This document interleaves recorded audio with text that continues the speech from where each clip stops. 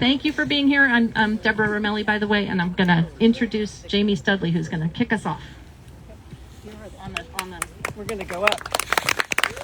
Oh. We're going to be fancy. What a beautiful moment, and what a beautiful place to be. I think it's on. Yeah. Thank you, Deborah. I'm Jamie Studley, and on behalf of Ceres and the Center's Capital Campaign Committee, I really want to thank you for joining us this morning to celebrate breaking ground on the Center for Food, Youth, and Community. What a perfect name. I especially want to thank the elected officials and their staff who are here for their support throughout this enterprise. Supervisor Chris Corsi, would you wave when I call on you? Thank you. Rebecca Hermosilla, Supervisor-elect and Senior District Director for Representative Mike Thomas. Riley Ahern, representing Representative Jared Huffman, Member of Congress. Hannah Appel, District Representative for Senator Mike McGuire. And a former Series team leader. That's really critical here, and what a lovely circle that is. Keith Roberts, Community Relations Specialist for Supervisor James Gore. Santa Rosa City Council members, thank you. Victoria Fleming and Jeff Okrepke. Thank you. Maraskishia Smith, Santa Rosa City Manager. This is so important, that partnership with Santa Rosa here. And Assemblymember Jim Wood had hoped to be here, but he found out that he needed to be in Sacramento for a vote, and we certainly understand that. It's my privilege also to thank all of the donors to this project who together are making the center possible with gifts from $25. And we can picture that choice and that decision to more than $1 million. And we can also picture the choice and the belief that's behind a gift like that. Your generosity is turning vision into reality. My husband Gary Smith and I have been impressed by Ceres since we bought our home here 2 decades ago. We are dazzled by Ceres' effectiveness in weaving together the essence of community and neighbors, in nurturing families with food and love, shaping the lives of young people, promoting organic agriculture. But as they say, that could have been enough. And yet at the same time, Ceres has set out to transform state and federal policy around food as medicine, and is sharing its model from here to Connecticut and Nashville and Aarhus, Denmark. That's why we've made the largest gift of our lives to the center. We asked for the privilege of naming the director's office because of our respect for Catherine's leadership. So it's a very special honor to be the one who gets to introduce our indomitable Ceres founder and team leader, Catherine Couch. One more sentence, Catherine. She is a rare combination of vision, determination, efficiency, humility, compassion, and warmth. We would not be here but for Catherine, and she would be the first to say, and for all of us. It's a team effort, a community effort. It's beautiful, and thank you.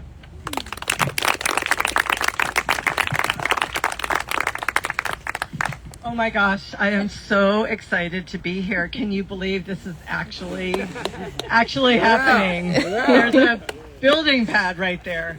I want to say a huge thank you to everyone. And some of you saw the picture up here, but I want to ask our board members to raise their hands. So Jamie, Mark, Monica, John, Jamie, and former board chair Joe Rogoff over here. He doesn't want me to point him out. And then other members of our Capital Campaign Committee. So Jamie and Gary, John was on the Capital Campaign Committee. Anybody else? I thought there might be one other member. No. Sharon Keating. Sorry. Yes, Sharon Keating. So all of them were really instrumental, as were each of you, as Jamie said. It takes a village, and we have so many donations to this. Sorry, I need to just organize myself here. So 3 years ago, in the midst of COVID, when we had gone from 79,000 meals to 184,000 meals in 3 months, we all of a sudden, well, for a while we thought that was going to kind of stabilize and go back down or go down a little bit. And we finally realized it wasn't. It was continuing to go up. And this year we'll deliver 220,000 meals or 225,000 meals.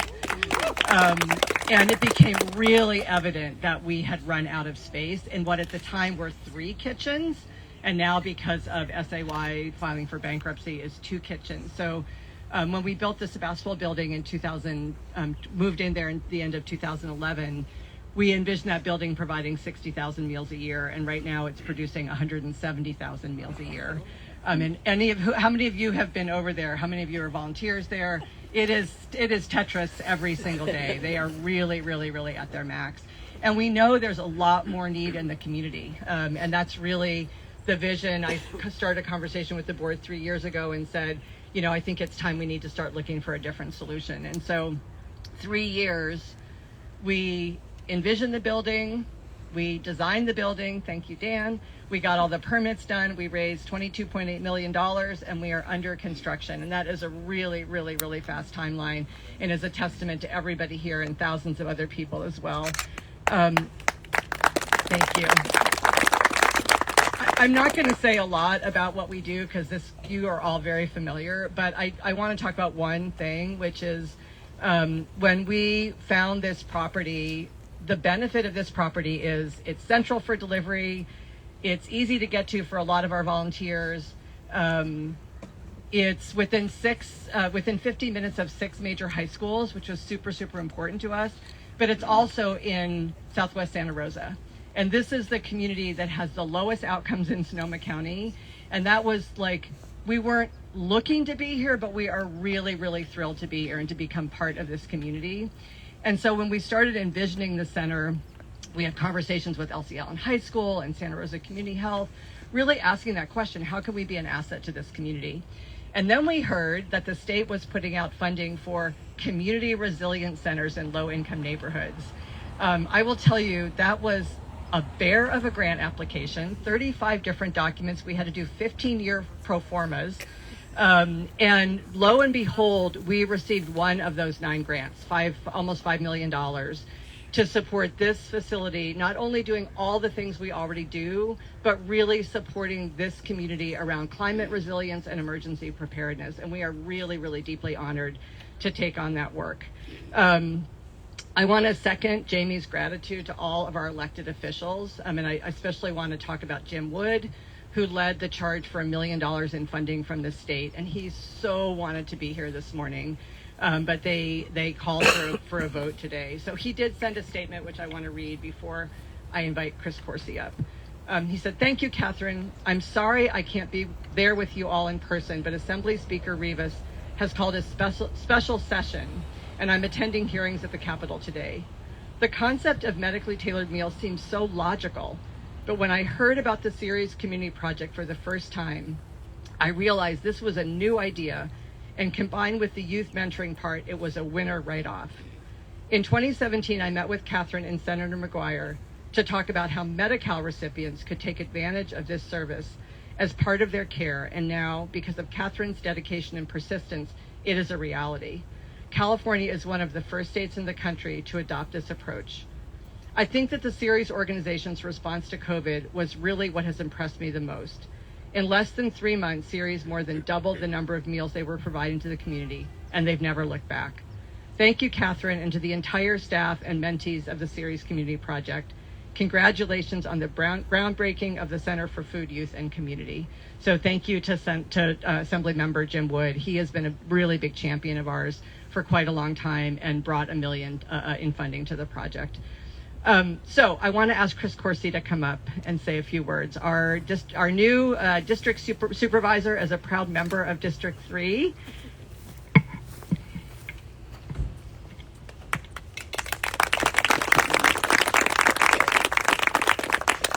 Thank you, Catherine. And congratulations to you and your team. Everyone who's had a part in this. I know it does take a village, from coming up with the idea to raising the money to actually raising the roof. Look forward to that day as well. Yes, we will have another ceremony then. And you know, when I was elected 4 years ago, I did not represent this part of Santa Rosa. this became part of my district in our redistricting of 2021. I'm proud to be the representative on the Board of Supervisors for Southwest Santa Rosa. For the people who live in this area, you get into this business because you want to help people when they need something, just like Ceres does. And this is a community of great need, and this will be a great addition to this community. So about 15 or 16 years ago, when my wife was going through one of several cycles of surgery and chemo and radiation, we had a knock at our door in Santa Rosa, and I answered the door, and there was an angel with a bag of food, of healthy food, of organic food, and it was just such a surprise to me that this was happening. Teresa, my wife, had found out about Ceres when she was getting a chemo infusion, and she was a nurse. She knew that she needed healthy food for her health. She knew that I needed support too as we were going through that. And I cannot remember how long we were getting food from Ceres. I think we did it on a couple of different occasions. I don't remember that we paid for it or made donations to Ceres. I don't remember what it tasted like, but I remember that we had that food. And I will never forget that. It means so much, health-wise, spirit-wise, just the whole experience of going through times like that, when you find out that the community is there to lift you up, is so important. In 2017, when this whole community was going through the trauma of the Tubbs fire and the other fires in Sonoma County, Ceres showed up, not uninvited, but without a contract. They showed up to the shelter sites, 8 different shelter sites in our community, where people who had been traumatized, who were going through the worst moment of their life, needed that uplifting. Now Ceres is contracts with Sonoma County to provide healthy food to people who live in our homeless shelters, because everybody deserves good, healthy, regular food, and that's how we get through life. So I'm so glad that you're part of this community. I'm so glad that Ceres has been part of my life. I thank you, and I wish you the best of luck with this project. Thank you so much.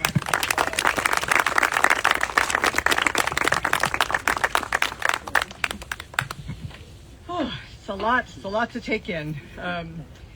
So this is going to mean the ability to go up to about 800,000 meals a year from our current 220, the ability to serve 4 times as many people as we're serving now, the ability to create really amazing youth development internship programs. We're talking to Elsie Allen and other schools around here around how we can be part of the pathway to young people finding their careers. It's going to allow us to really expand community nutrition programs.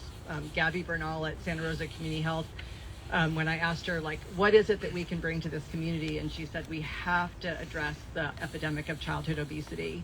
So we've going to have a huge community training room, and we're envisioning programs for whole families to learn about healthy eating together, to be able to respond to emergencies when our community needs us, and really be a community resilience hub for Southwest Santa Rosa. We are really, really, really proud to be leading this effort for the Center for Food, Youth, and Community, and really honored by the support of the community in pulling this off.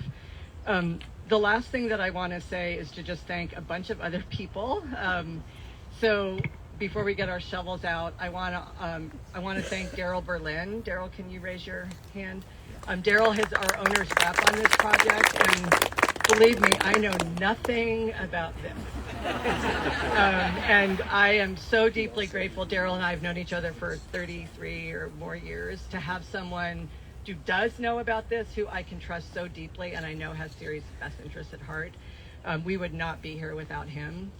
Dan Westfall, who's our architect on the project, who created this amazing design where the kitchen is 2 stories and the upstairs offices ring it, and the kitchen is truly the heart of the building. I want to thank Earthtone Construction, who helped us with all of the pre-construction work on this project.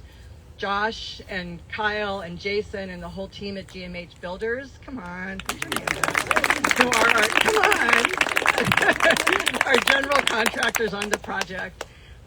Munsell Civil Engineering, Summit Engineering, MKM, Don and Company, Myers Restaurant Supply, TEP, Vital Energy, Topophilia, and Inspired Spaces, all of whom contributed in some way to this project, giving back or discounting their services. And we're all part of getting us to this moment. So please, a round of applause for them. Inspired Spaces is here. So really, we have been able to work with this amazing, amazing team of people who bring a lot of expertise that I don't have, and definitely are contributing to this. I also want to mention, Jack, will you raise your hand? Jack is also on our board. So Jack Millar is one of our team leaders from Marin and is on the board. And thank you so much, Jack, for making time to be here this morning. Yeah, it's like, in the middle of school, I'm sure. You're probably supposed to be somewhere else. So we're really honored that you're here. Really sad to be in school. So I just want to take a moment to just look at all of you who contributed in so many ways to getting us to this moment. And truly, I mean, I made a lot of asks in the last 2 years. And often some of you would look at me like, but everyone stepped up. And without that, we truly would not be at this moment. So we are going to now dig some dirt. So I want to ask Julia Grant and Jamie and Rawson from our board co-chairs, Jamie Studley and Chris Corsi, to all join me. And what is the plan here, Deborah? Just a big hole about 6 foot, okay? Is that right? Doesn't have to be too deep. Is that your word? Are we going to...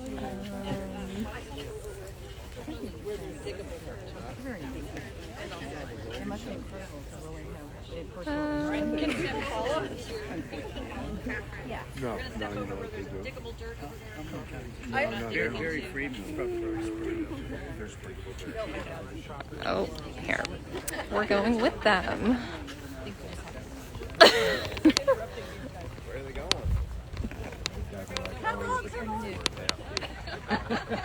Do, do, do, do, do, do, do, do. So what do you want?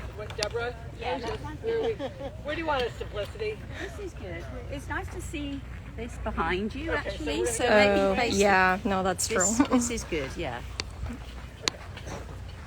The big truck on the hill. Oh, look at the light on the shovels. It's fantastic. Those shovels. Hey, you all have to smile as bright as those shovels are. And action. That's going to be hard. That's great. Happy digging. I'm looking at Felicity and Kim. They probably want something else.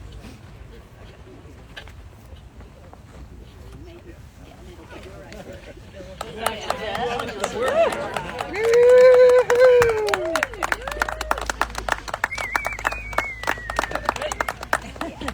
we want to get photos with anyone else, Felicity? Or photos with I think so. Oh yeah, can we get one with everybody in the background? Yeah, maybe if stand this way. Okay. Catherine, if you could just move that pile over a little bit. it'd be fine. Give her 10 minutes.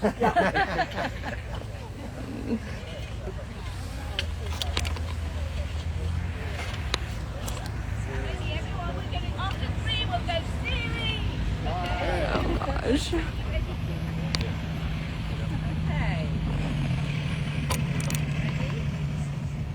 1, 2, 3. Series! Yay! All right. Thank